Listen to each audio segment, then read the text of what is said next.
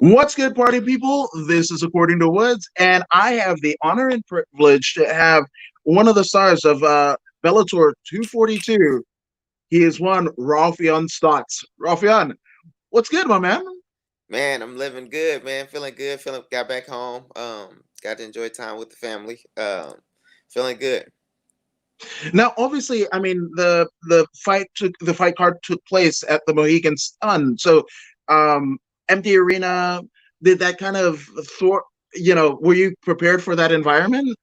So I've cornered Jordan Griffin a couple times for the UFC, so I was like familiar with their protocol or whatever. So I knew there was like I was prepared to go through some hoops just to fight. But the Bellator was like a little different because we had a it was uh full quarantine. Like as soon as we got there, we checked in. Like we they didn't want us to see nobody or whatever, and we had a full 24-day or 24-hour quarantine in our room. Like we were just stuck in our room, and it was also we were stuck in our room separately because I was there with Sergio Pettis and Jordan Griffin, my corner, but we were all stuck in our separate rooms, but luckily I prepared for it. I brought my PlayStation, play some Fortnite with some friends. So I was prepared. Well, that Fortnite kind of a connection will probably make you my son's favorite fighter because that's Yeah, hey, yeah, hey, man. we gotta switch gamer tags after this. I'm on Fortnite constantly. My wife hates me for it, but I'm there all the time. No, 100%. It's so I'll message you the gamer tag because that might be fun. That might be Yeah, fun. hell yeah. But speaking of fun, well, first off, I mean, you're back in Wisconsin right now, right? Yep, yep. So, right after the fight, did you guys just go back home, or like what was So the I process? actually, me and Jordan Griffin, I wanted to flight like out as soon as possible, just because I figured I wasn't really, I really don't drink too heavy, and I don't like party too heavy anymore. You know what I mean? And especially with stuff going on now, I kind of wanted to get home as soon as I could. So I got a flight for like 6 a.m., but the airport was probably like an hour away from the venue, so we had to leave the hotel at like 4 o'clock in the morning.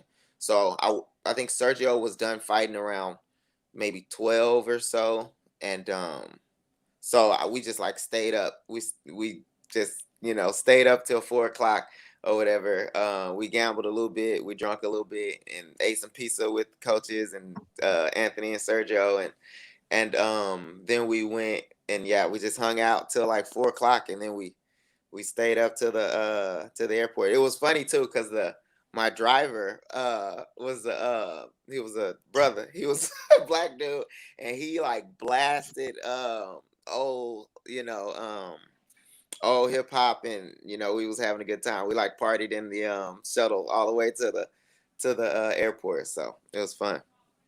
That's sick. I mean, and those are those nights that I mean, it makes, because we as fans, we kind of have our own perception of what Perception. happens, which may or may not be true and what have you. But it's cool that, these moments that you get to share with your team and like the experiences behind the scenes that, they make an indelible memory for you.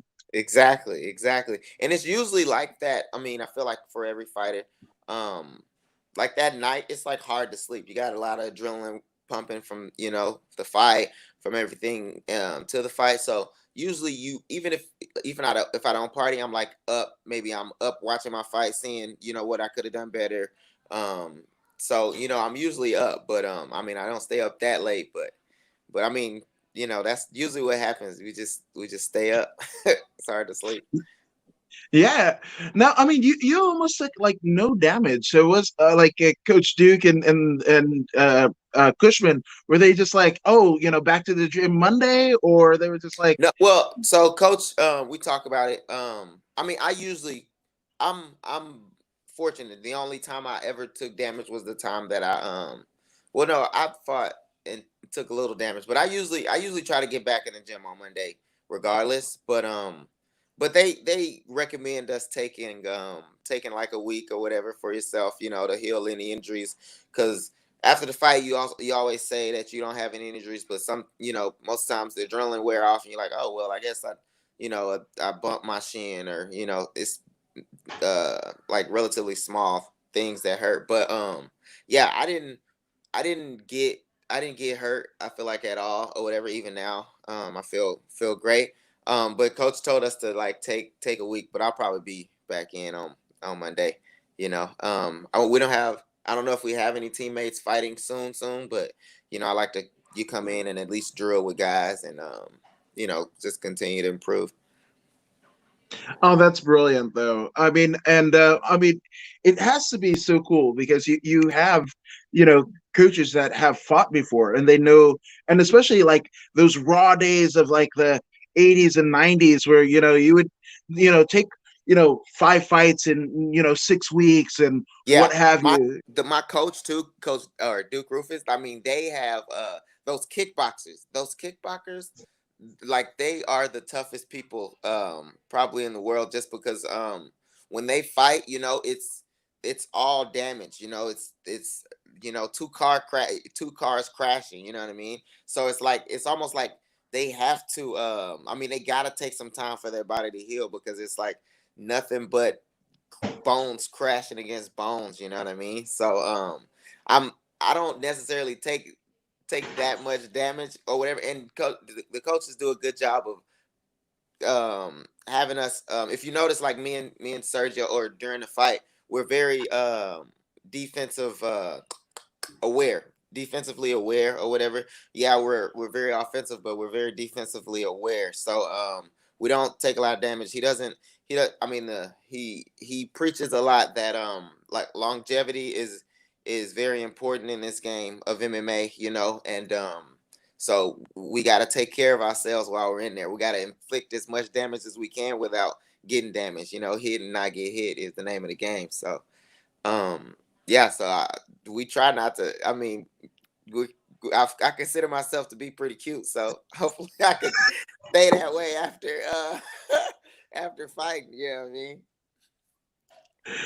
Yeah, well, I mean, you've got the wife, right? So obviously, I mean, there's at Yeah, least I ain't really one got to other worry about person. going out there and catching a date or nothing. But I Yeah. still like to look good for her, and you Well, know. I was going to say that that's at least one other person that kind of likes all this, right? Yeah. So Exactly. Yeah. I don't want to ruin it for her. She married me looking a certain type of way. I want to, maintain it as much as I can. absolutely. And you know what? Combat sports is a funny one because you literally like, you use that analogy, with Coach Duke and like Muay Thai and kickboxing as like two cars crashing in the night, but like literally, it's like you build your body up just to like break it all down Yeah. again, right? Exactly, man. The whole camp is I mean, your whole martial arts career, I feel like, is you tempering, or yeah, strengthening up your body. So you're preparing your body for war, pretty much preparing your body for the car crash. You know what I mean? And yeah, you just gotta go out there, just let it loose, and see where the chips fall during the fight. So yeah, that's interesting how we prepare. No, 100%. I'm a huge. Obviously, you can see like a MMA title and a wrestling title behind me. I'm a huge MMA. I mean, a pro wrestling fan, and they Yeah. said like at the thick of like Eddie Guerrero's like like chemical and drug dependency or whatever, he had a car crash, right? And Yeah. he should have died because he had. I mean, his car was like a soft top lowrider, and he crashed, and he went through the soft top, like, and then like skidded across like I think it was like 30 feet or Oh, whatever. But somehow, it just his muscle memory, he was able to roll even though he was unconscious, and that saved his wow. life because Wow. yeah, Yeah. I mean, he was prepared for it, that, like literally preparing his body for a car crash. That's crazy. That's crazy. it is, and Wow. that's why I mean this whole thing. Of course, we all love the combat sports. Whether it's a ring or a cage or what have you, right? And Mhm. to me, the greatest stories ever told and the best people that you could meet are in this kind of community that we're in, but it's all weird, right? Like when you Yeah. sit down and think about it, you're like, wait, I'm gonna build up the breakdown, I'm gonna like weight cut, I'm gonna Yeah. fight in a It's cage. Like it's it's still weird. weird. Yeah, it is weird. Even like the whole so like the beefs, you know what I mean? The beefs, which some of them are real, some of them are, I feel like forced, but like the whole thing, like I've never really had, or no, I've had like a couple people that didn't like me before the fight, but most of the people are like pretty cool, and if you're cool with me, I'm cool with you. I don't feel a need to my motivation is not, hating a guy across the cage. I find, well, I can find motivation elsewhere. Um, so yeah, it's weird because even this guy I just fought, like he was super nice. I understand that he had there's a foundation, there's a kid that has a disease that like only 1 in 9 people have, and he supports that. So I was like, like I understand, like he's a good guy. I know he's a family guy. I know he's a good guy. You know what I mean? So I have like nothing. There's no reason for me to, not like the guy, or no reason for me to really beat the guy up. You know what I mean? So it's a weird, headspace to be in. Like you going, eh, sometimes you gotta almost like put some of your good human nature, aside, because it's almost like, man, I'm taking food off of this dude's table for his kids, you know what I mean? To better myself and better my family, which, sometimes you just gotta, I guess, like forget about those things, but it's very weird. It's very weird, like even seeing them, like I had an elevator ride. I was going down the elevator, going to get something to eat. He was going down with his team. I stopped the elevator, like, hey, or they asked if they can come in. I was like, yeah, man, come in, come on in. Like, you know what I'm saying? Like, we ain't gotta hate each other, freaking fight. Which, most people are pretty cool, but some people, get kind of butthurt, and offended that we're fighting type of thing. So 100%. And it's like whether it be like local shows here in California, that you attend personally, or bigger shows like UFC and Bellator and what have you. Like most people are like, when they find out what I do, they're like, "Oh, what's your favorite part?" And I'm all like, "Yeah, right after the fight when everybody's hugging and touching gloves, and yeah, like yeah, that's all the always tension my is favorite." done. Yeah, man. It's yeah, and that's. I mean, and that happens most of the time. You get that respect, which I feel like is close to when I grew up, and like you would like fight or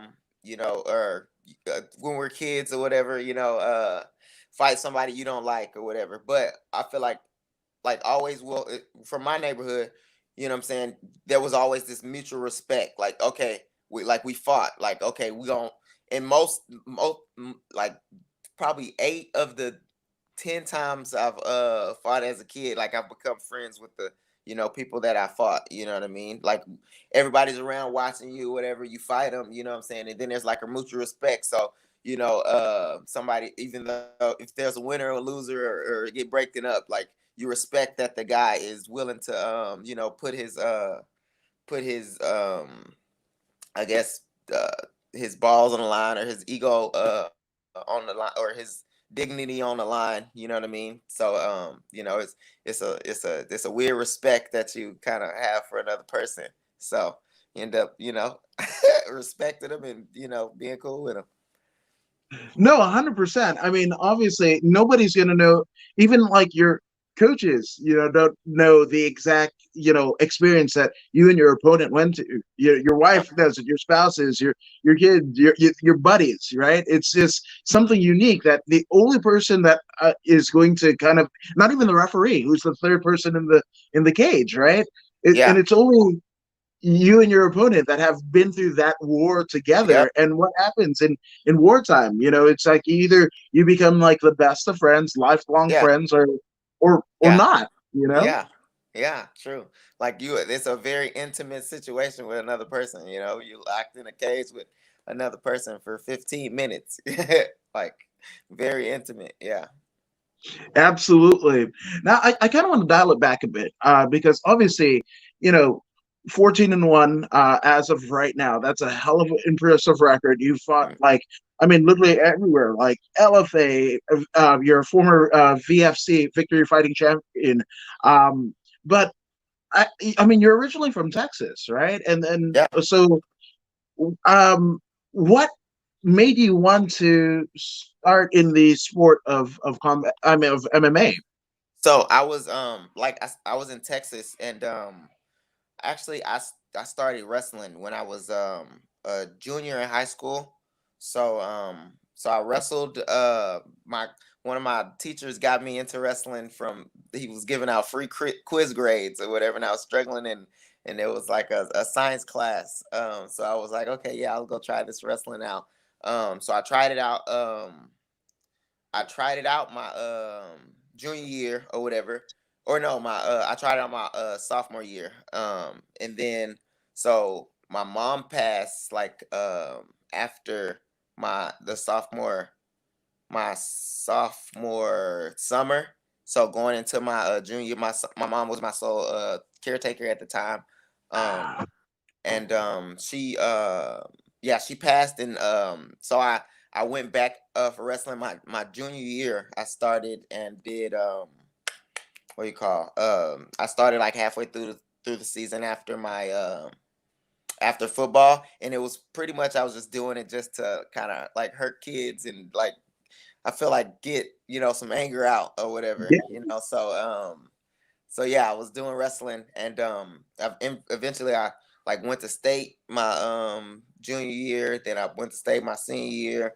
I placed, and then I was state champion in Greco, and then I went on to college, and then so from Houston I moved to Kansas, Southeast Kansas, to because I pretty much walked on to a junior college. My grades had slipped so bad after my mom passed that I was all the D1 schools that had contacted me, they would look at my grades and be like, "Yeah, you ain't you ain't gonna be able to. We ain't gonna be able to give you scholarship money." So I went to a junior college, and I wrestled there, and it was actually very helpful for me. Because it was in a town called Parsons, Kansas, which they had like nothing else going on. I came from Houston, Texas. It was like I could get into so much trouble, I feel like, but it was a lot going on. To Parsons, Kansas, where there was like three street lights, and everybody knew everybody, and and so everybody knew everybody, so I couldn't really get in trouble, man. One time I cussed out an old lady, and she ended up being my coach's, like or the coach's church that he went to. It was her his wife, the pastor's wife or something, and I ended up freaking doing community service for yeah. But I was thinking, oh, I never see this lady again, whatever. But yeah, but I feel like it made me grow up a lot. It made me realize, I should treat everybody pretty good, just because you Yeah. never know who they know, especially in this town. But yeah, so I went to junior college. I ended up All American in 2 time, or no, All American in once, and junior college. Then I then I got a scholarship to a 4-year school and Nebraska Kearney, Yeah. where I fought Ryan Lilly, and yeah, so then I won nationals twice individually, and won nationals twice as a team there. Then from there, I was like help coaching the team, finishing up my bachelor's, and Gents Pover actually was starting a gym in the place that I was wrestling. He was starting a gym, and one of my friends, Josh Smith, he's a current fighter too. He um he was training with him, and then they had asked me to come to help, just help with wrestling, help show some takedowns and stuff. And so I went, met Gents, and like Gents is like a brother to me still. Like he's like the best, like mentor, like anything I ever need, like big advice, like on management, or big decisions, signing to the Bellator. I hit up Gents, and he's always there for me.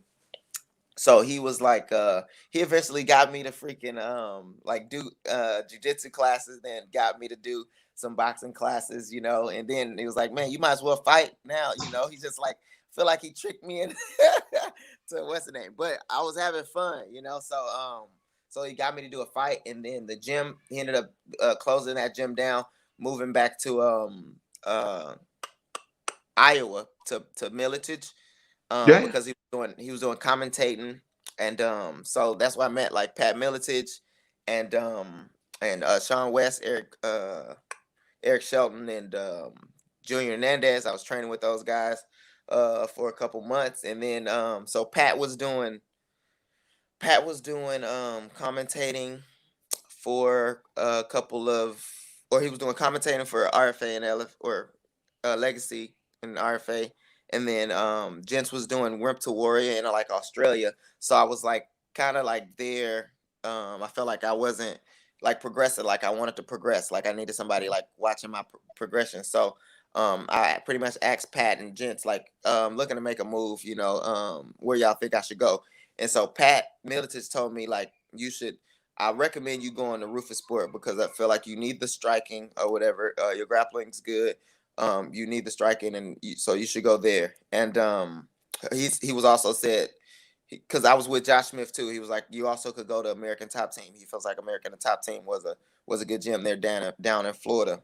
And my homie Josh was like, yeah, I'm done with the cold. I'm gonna just go down to Florida. Like my decision's made. That's where I'm going.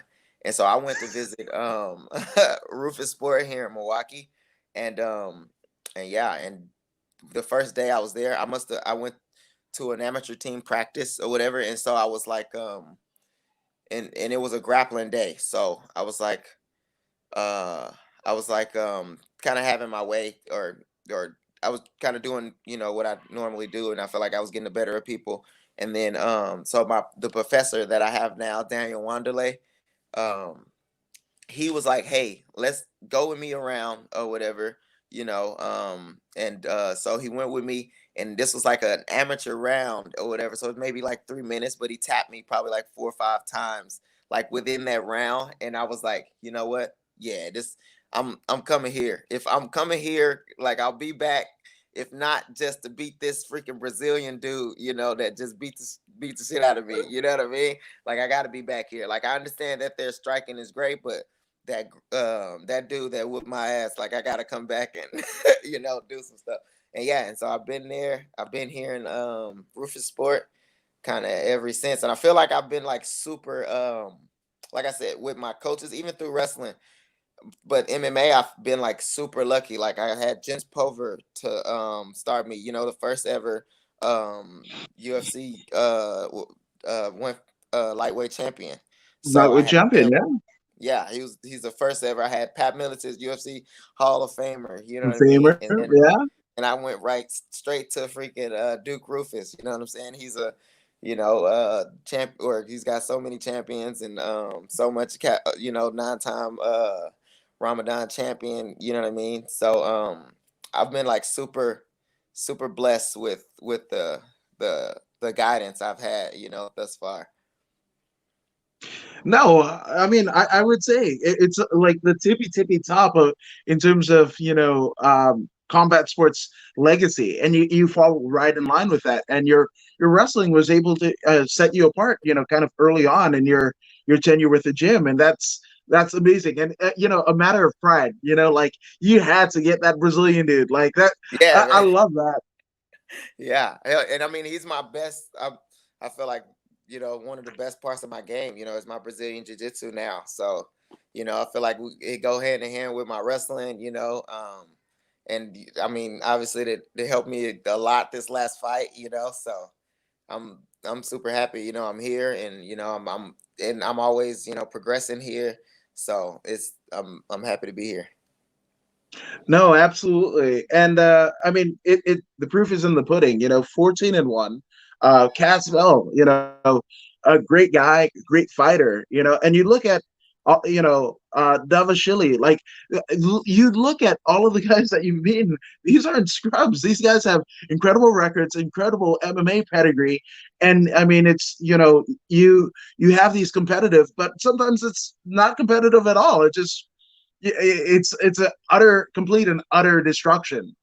Yeah, and so my like record or MMA career, I feel like has been that of like you really got to look into my record and really like look at into my fight to like know how like good I am or bad I am or whatever. But I always know that because first of all I'm a wrestler, so a lot of people don't like fighting wrestlers because they feel like wrestlers are gonna lay and prey on them, and they're gonna not be able to get up. It's gonna be a boring fight. So a lot of people want to fight me off the bat. When they found out I'm a two-time national champion, that's going that's gonna deter a lot of people too, from fighting this wrestler. So with that or whatever, I feel like I'm very well rounded in my striking and my jujitsu too. So when people sign to fight me, it's usually like top level athletes. Like my I think my first fight was somebody who had to fill in last minute because the guy didn't fight. But then I think my second or third fight was like with somebody that was like 9-1 or something. It's like people that are trying to get to the next level or that are like ready to fight, or tough dudes. I haven't really fought many people that are,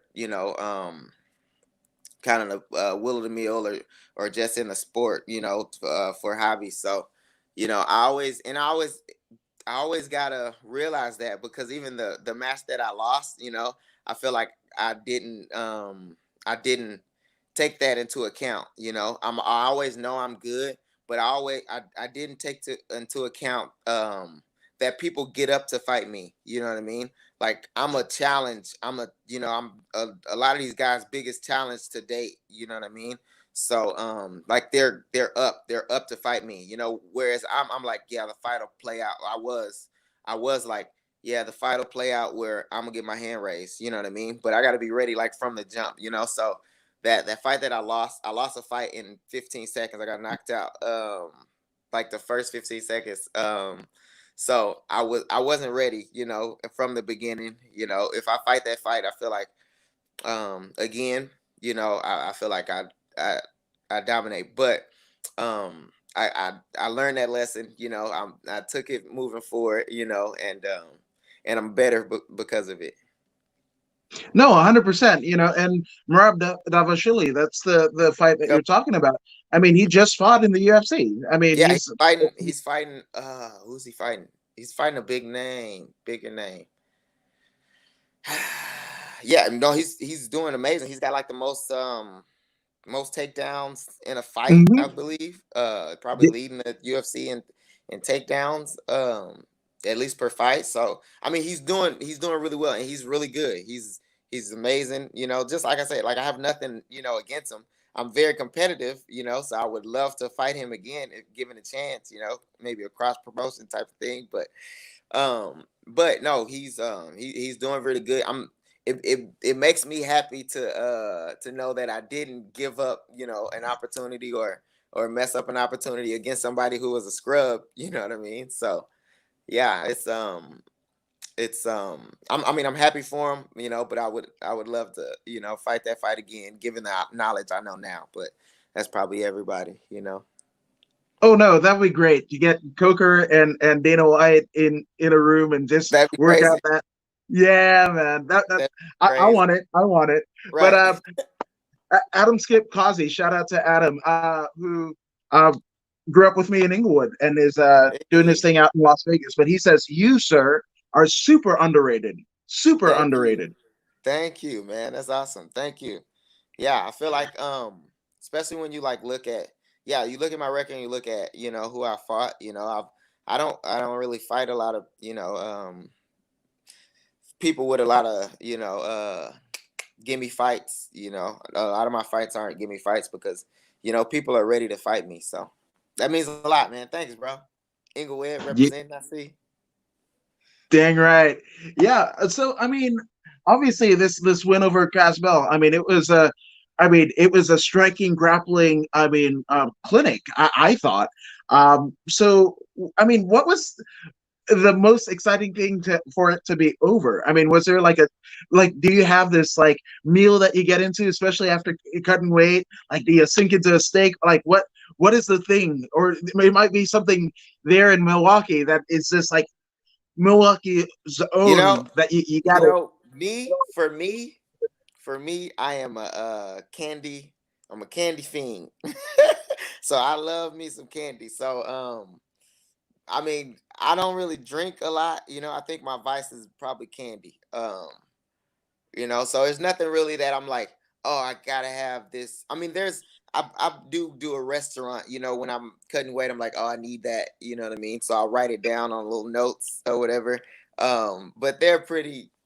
As soon as I eat a meal, I'm like, yeah, I mean, it gets boring, but I definitely gotta have me a Hershey with almonds. That's like a staple for me, or those M&Ms with almonds.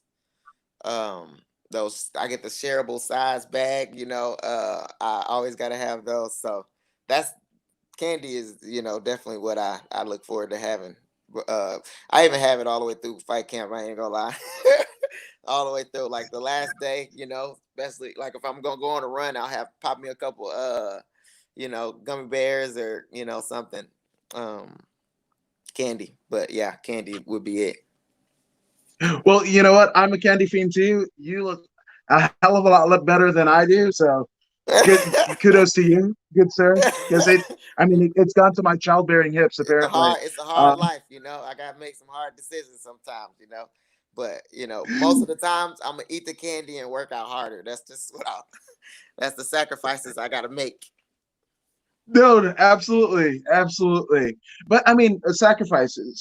That it's something that you've done, and it's obviously brought you to where you are now. But you are not alone in this, man. You've got a great support system, a great Yeah. team, sponsors, and everything. I mean, you Jacob Rosales is fighting for the LFA title. Um, on Friday. He scares the crap out of me, the ever living shit out of me, because he always has like this either like it the clown, murderous something on his fight shorts, and it scares the bejesus out of me. But you on Friday night sported like bomber like vintage airplane warship shorts, and that was awesome. But you also had Oh like yeah. a litany of sponsors. Let's shout out your sponsors and Yeah. your support system. Actually, yeah. Actually, so I have Twin Taste Transportation. I've known them since I know them from Nebraska, like early on in my pro career. Jake Kurtz Painting and BB Roofing have been my sponsor since I was an amateur. I've known those guys even before I was starting fighting. They gave me a lot of advice and a lot of help. So I love those guys are in Omaha, Nebraska. Jake Kurtz Painting and BB Roofing, Blaine Brown Roofing. Also, I've added a new sponsor these last two camps, but I really started using it this camp. Perfect Sports, sports nutrition like supplements, which I'm a guy that I like never lift weights. I never take anything because I don't know what's in anything and I don't know the benefits of anything. You know what I mean? So I did protein one time when I was in because in college in wrestling I never cut weight. Like I just didn't want to do it. So I never cut weight or whatever. So I went up a weight class and I just ate protein because that's what the coaches told me, like eat protein or something. But so I did the weight cut differently this time. I did the water cut, which I felt like amazing doing. I usually just like thug it out and just kind of do my own thing, kind of like wrestling. Like you gotta suffer.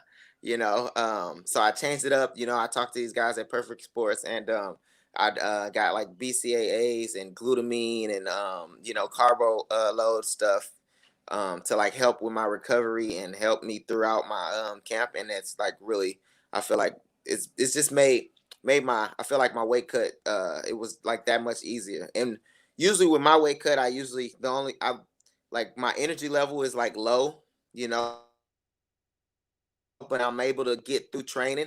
Really, my home life, like me, and I take it like personally. If I don't feel good enough to like play with my son and like help out around the house, I feel like a weird, you know, I feel like guilty. You know what I mean? Like during fight that last fight week or whatever. But you know, with the way I did this last time, I felt great. So you know, I was happy, and yeah, and what else? I think yeah, that's all my sponsors. Oh, also, sorry, Combat Corner have always you know supplied me with all my gear, all my banners, all my fight shorts. So I gotta shout them out. Also should shout out DC mouth guards because that's who my mouth guards come from. Um Diamond MMA. They gave me a free diamond cup that I wear forever and always. So I want to shout those people out. And yeah, I got man a lot of people. You know, my wife and my family. You know, very supportive. So there's a lot of people behind. You know, behind the scenes. And obviously, last but not least, that team at Rufus Sport. I mean, you competed with Sergio on that same card. So you know that's got to be a cool thing too. You know. That was man, that was probably the funnest I've had on a fight trip, to be honest with you, man. It was everything was so smooth. You know, we was all on the same page, you know, with the team that we got back home, we're already a small team, you know, so we're all like on the same page or whatever. But you know, me and Sergio, I got a special connection with Sergio. Sergio's like the first, like teammate that I've had in Rufus Sport, you know, along with some other guys, but he's the one. I mean, I've been with him since or throughout my time at Rufus Sport. I've been with him the whole time, and you know he's very experienced and mature for his age or whatever. So I feel like I click with him a lot, you know, and he's honest and he's down to earth, you know, kid. You know, he's amazing, man. It was super fun to be on the same car, you know, work out with him and run and talk, you know. So it was super fun. That's awesome. That's awesome. But I mean, it's super fun is something that is synonymous with you. One super Raufeon Stots. Actually, I messed that up. It's Raufeon Super Super Stots. fast. But Yes, sir. for Yes, those sir. who for those who haven't already followed you on social media, where can they find you, my man? So I'll be on at Raufeon Stots, one word, on Instagram and Twitter. That's RAUFEON STOTS. And then on Facebook, I'm Raufeon Stots, two words. So should be pretty easy. There it is. Well, dude, thank you for taking the time to chat with us and talk about your experiences through fight and your win on Friday night. All the best. We can't wait to see where you pop up next. You know, Hey, and I would like to. I want to say one thing too. The person that I yeah, was fighting, uh, they have an organization, SaveJT.com. If you could, go I'll check link that it. out. Also, arrest Brianna murderers. You know, that'd be cool too. So I like to Yeah, say those two absolutely. things.